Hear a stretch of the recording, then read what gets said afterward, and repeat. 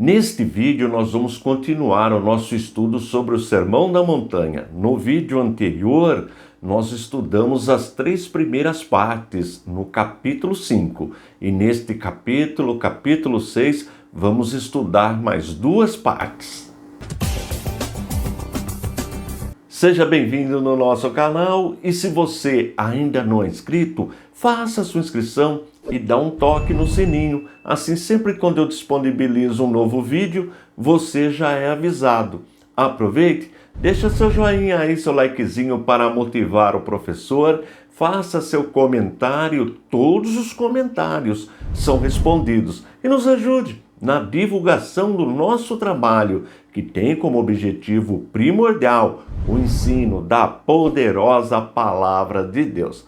Agora, chega de moleza, vamos trabalhar. Se você está me vendo pela primeira vez, nós estamos estudando o Novo Testamento capítulo por capítulo. Começamos pelo primeiro livro do Novo Testamento, o Evangelho segundo escreveu Mateus. Já estudamos 5 capítulos. Todos os vídeos estão disponíveis aí no playlist Novo Testamento, capítulo por capítulo. E os slides que eu apresento durante a aula, eles ficam disponíveis no nosso site, no www.icp.com.br. O capítulo 6 é dividido em 2 partes. Vamos ver? Primeira parte vai do primeiro versículo até o versículo 18.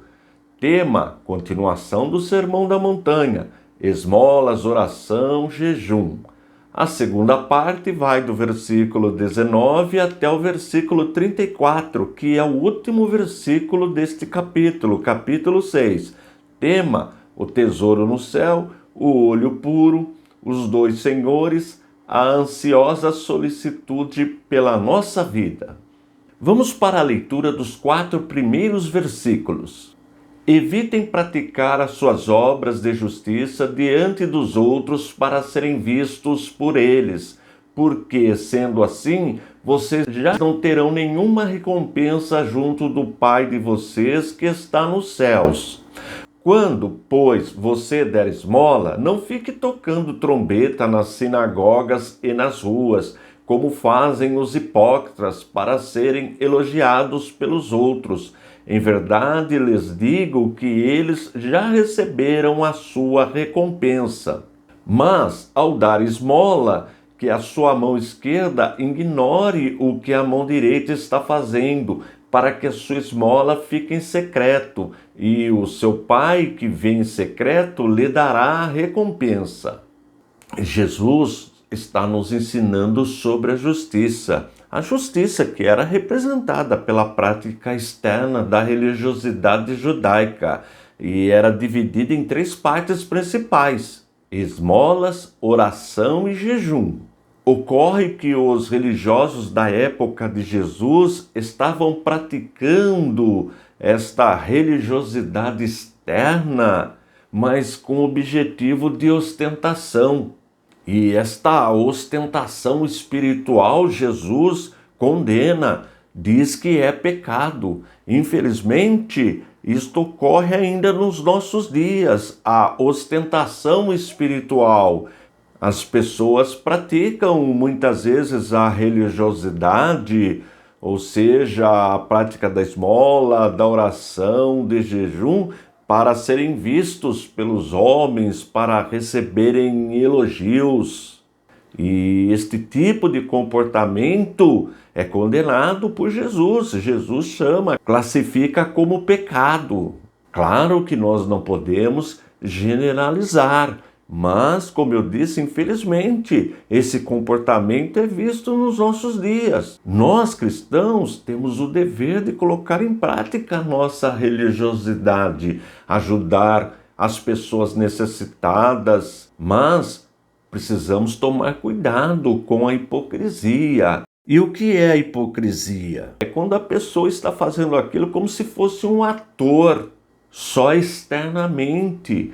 Precisa partir do coração, da nossa alma. É uma questão espiritual.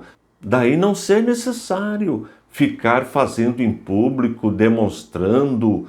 Precisamos exercer a nossa religiosidade de forma prática para agradar a Deus e não aos homens. Vamos continuar a leitura do texto bíblico, do versículo 5 até o versículo 15.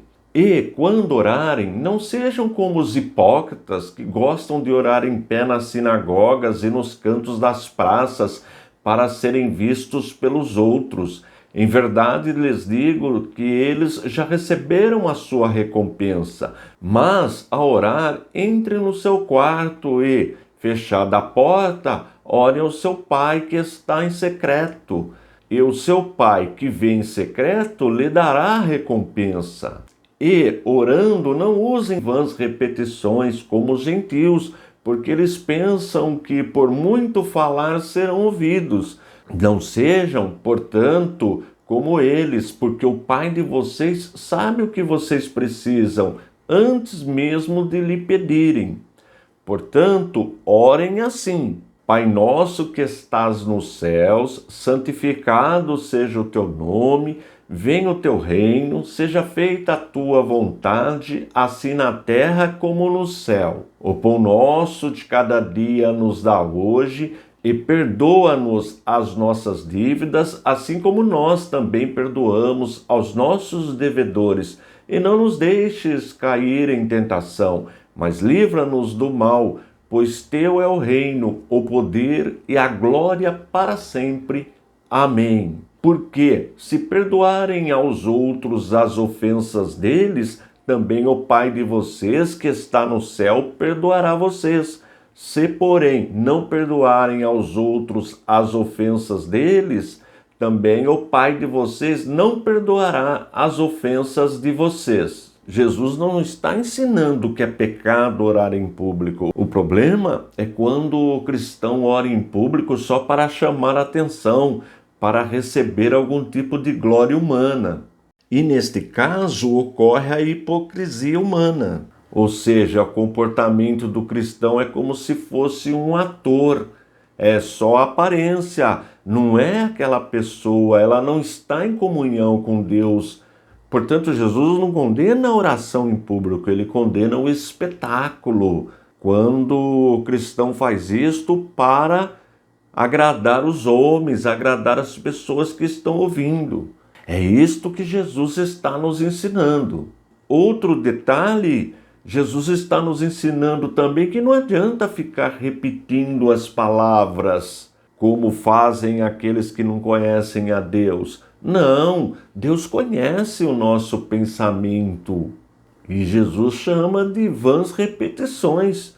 Não é desta forma que o cristão deve orar. Vamos analisar a oração que Jesus nos ensinou, o Pai Nosso.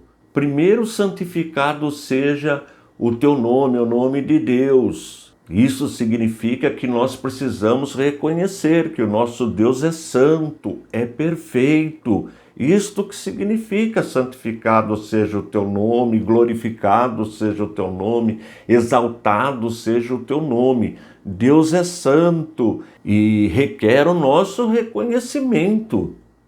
É isto que Jesus está nos ensinando.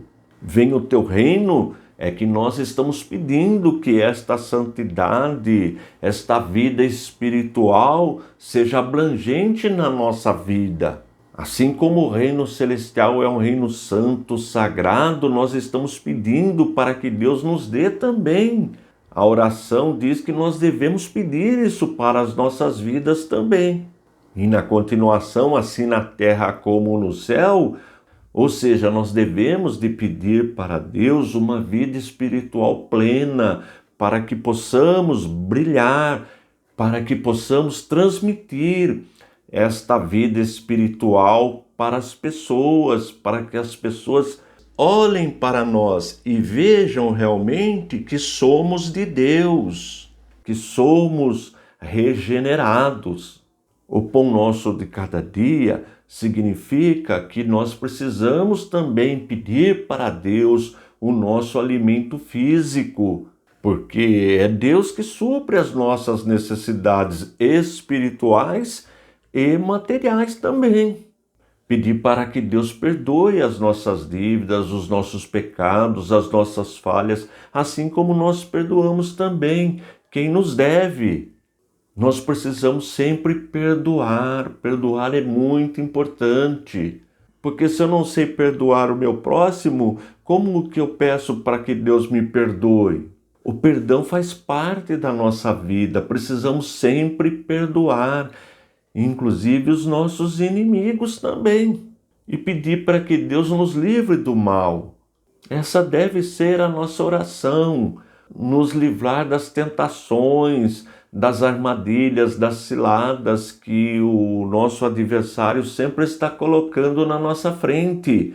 Este deve ser o nosso pedido para Deus. Nesse mundo espiritual, nós dependemos do poder de Deus para sobrevivermos, para não cair em tentação.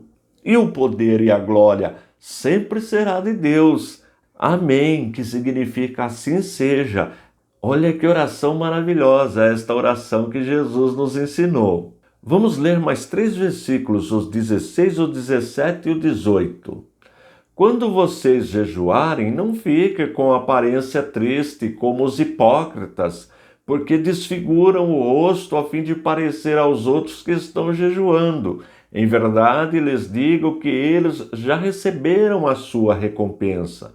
Mas você, quando jejuar, unja a cabeça e lave o rosto, a fim de não parecer aos outros que você está jejuando, e sim a seu Pai, em secreto. E o seu Pai, que vê em secreto, lhe dará recompensa. Veja que a prática da religiosidade não pode ser de forma hipócrita. E o hipócrita, ele age como se fosse um ator, é só aparência, mas não é aquela pessoa de fato. Mas quando a pessoa é convertida, quando a pessoa recebeu o Espírito Santo, a pessoa tem o desejo de agradar a Deus. Vem do espírito, vem da alma, vem do interior. Não é uma religiosidade aparente. Não, não pode ser desta forma. Veja que os religiosos da época estavam vivendo uma religiosidade aparente. Isto não agrada a Deus. É este o ensino que Jesus está nos transmitindo. Vamos agora para a segunda parte, que começa no versículo 19 e vai até o versículo 34. Tema o tesouro no céu, o olho puro, os 2 senhores, a ansiosa solicitude pela nossa vida.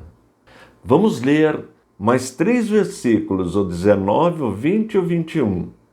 Não acumulem tesouros sobre a terra, onde as traças e a ferrugem corroem e onde ladrões escavam e roubam.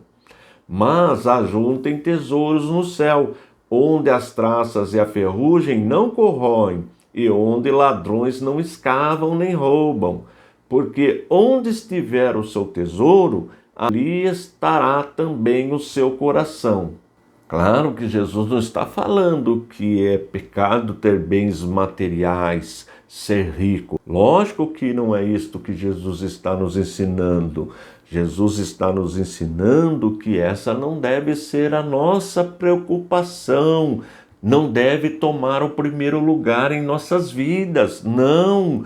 O que nós precisamos primeiro é depositar a nossa confiança em Deus, é viver uma vida cristã de verdade, é dar exemplo, bom testemunho, ajudar os mais necessitados, orar, jejuar, ter comunhão com Deus.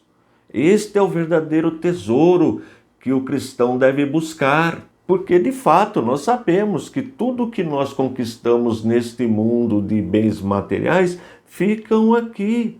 Pode ser roubado, pode ser corroído, e sabemos que não é possível levar nada ao deixar este corpo. Veja o que Jesus disse no finalzinho, porque onde estiver o seu tesouro, aí estará também o seu coração.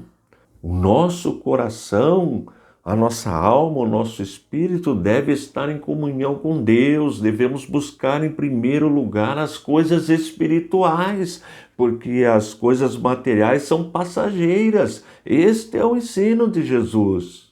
Vamos ler mais 2 versículos, o 22 e o 23. Os olhos são a lâmpada do corpo. Se os seus olhos forem bons, todo o seu corpo será cheio de luz. Se, porém, os seus olhos forem maus, todo o seu corpo estará em trevas. Portanto, se a luz que existe em você são trevas, que grandes trevas serão. Muito importante esse ensino. Nós, humanos, nós temos virtudes e defeitos. Virtudes porque nós somos feitos à imagem e semelhança de Deus. Mas temos defeitos em função da queda, em função da culpa herdada, que é o pecado. Ele habita em nós. Mas quando passamos pelo processo da conversão, da regeneração, que é a obra do Espírito Santo em nossas vidas, nós passamos a olhar as virtudes do nosso próximo. E, infelizmente, nós notamos até no nosso meio, no meio evangélico, pessoas que só olham defeitos no seu próximo. E a pessoa que só olha defeito no próximo é porque ela está em trevas. Não é uma pessoa de fato convertida.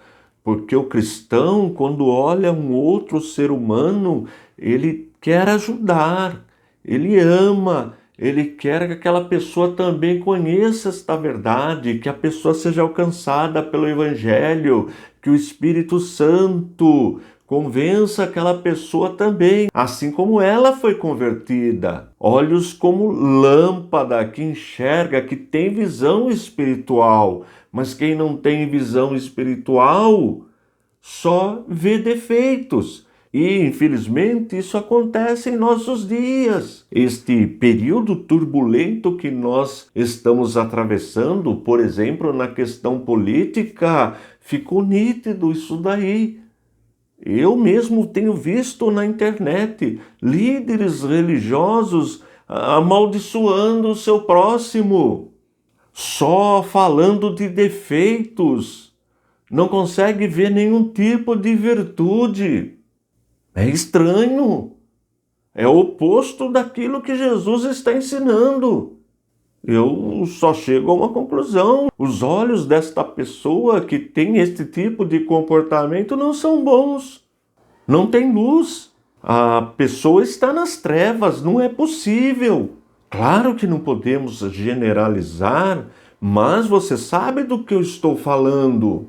Nós precisamos olhar com otimismo. Nós temos Deus, nós estamos protegidos. Não tem por que ficar preocupado com questões políticas, econômicas, sociais. Não, muitas vezes até amaldiçoando o próximo. Não é um comportamento de cristão regenerado. Precisamos tomar muito cuidado. Vamos para a leitura dos versículos 24 e 25. Ninguém pode servir a 2 senhores, porque ou irá odiar um e amar o outro, ou irá se dedicar a um e desprezar o outro. Vocês não podem servir a Deus e às riquezas. Por isso, digo a vocês, não se preocupem com a sua vida, quanto ao que irão comer ou beber, nem com o corpo, quanto ao que irão vestir. Não é a vida mais do que o alimento e não é o corpo mais do que as roupas? E aí Jesus continua dando vários exemplos. Fala dos lírios do campo, fala das aves do céu, fala que não é possível nós prolongarmos a nossa vida, que tudo depende de Deus. Fala também do comportamento dos gentios. Gentios são aqueles que não têm compromisso com Deus. E Jesus dá vários exemplos para que possamos entender. Não é possível servir a dois senhores. E aí Jesus chama um desses senhores de riqueza, pessoa que está totalmente envolvida com as coisas deste mundo, em busca de riqueza, de fama, de poder político, enfim, não tem como servir a Deus, vai desagradar a Deus, porque o mundo espiritual não é assim. O mundo jaz no maligno. E servir aí é no sentido de ser escravo. Deus é o nosso dono. O nosso dono não é a riqueza, não é o poder político, não. Nós somos servos, escravos do Senhor. É este o sentido do ensino. A ideia é essa do escravo mesmo. Não tem como o escravo agradar dois senhores. Se ele ama um, ele odeia o outro. Porque o escravo, ele está 100% a serviço do seu dono. Essa é a ideia. Ou eu estou 100% a serviço de Deus, ou estou 100% a serviço do mundo, das riquezas. Não tem como servir os dois. É isto que Jesus está nos ensinando. Precisamos fazer uma escolha. Aliás, nós já fizemos a nossa escolha. A nossa escolha é servir a Deus. Veja, novamente, voltando para a situação no nosso país, que coisa desagradável que aconteceu. Claro que não podemos generalizar, mas você com certeza observou o comportamento de alguns cristãos, liderança evangélica, neste cenário político. Ficou difícil de entender, estas pessoas servem a Deus ou servem a uma liderança política? Ficou complicado de entender. E isto não agrada a Deus. Nós somos chamados para servir o Senhor, servir o nosso Deus. Somos representantes de Deus aqui na terra, embaixadores de Cristo. O nosso compromisso é com a palavra de Deus. Isto que Jesus está nos ensinando. Vamos concluir lendo os versículos 33 e 34. Mas busque em primeiro lugar o reino de Deus e a sua justiça, e todas estas coisas lhe serão acrescentadas. Portanto, não se preocupem com o dia de amanhã, pois o amanhã trará os seus cuidados. Basta ao dia o seu próprio mal. Aí Jesus está nos ensinando sobre a ansiedade. Eu estou aqui ensinando, lendo a palavra do Senhor e gravando este vídeo como se fosse o meu último vídeo. Eu não tenho que me preocupar com os próximos vídeos que eu vou gravar. Eu tenho que me preocupar com este vídeo, com este ensino, com este texto bíblico, com este ensino de Jesus. Tenho que dar o melhor agora. Viver o hoje. O amanhã, o futuro, pertence a Deus. Mas nós vemos muitos cristãos ansiosos, desesperados, preocupados com o amanhã. Não confiam mais em Deus. Parece que Deus os abandonou. Não pode ser desta forma. Vamos trabalhar com o presente. O passado, como o nome já diz, é passado, não tem como mexer. O futuro pertence a Deus. O que importa é o presente. E graças a Deus, até aqui, tem nos ajudado o Senhor. Na próxima aula nós vamos continuar o nosso estudo. Nós já vamos para o capítulo 7 do Evangelho segundo escreveu Mateus. E não esqueça, durante a semana você deve ler o capítulo inteirinho e se ficar alguma dúvida, coloque aí no comentário e eu terei o prazer de responder para você. E continue me ajudando, copie o link que está aí na descrição, envie para o máximo de pessoas que você puder. Desta forma, você também fará parte do nosso ministério, que tem como objetivo primordial o ensino da poderosa palavra de Deus. Estou indo embora, forte abraço e fique na paz de nosso Senhor e Salvador, Jesus Cristo.